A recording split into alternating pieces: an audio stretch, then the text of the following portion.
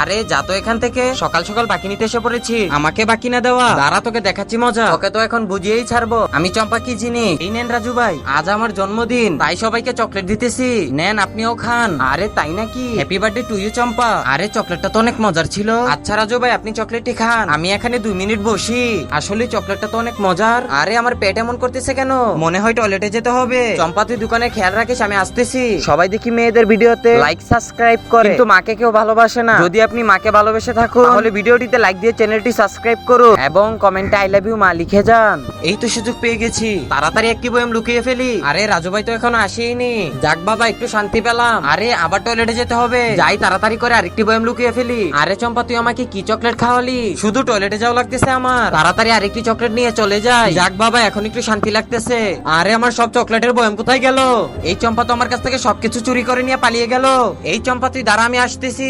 আরে পেট মুচুর দেওয়ার আর সময় পেল না, ওকে তো পরে মজা দেখাবো, তার আগে টয়লেটে যাই।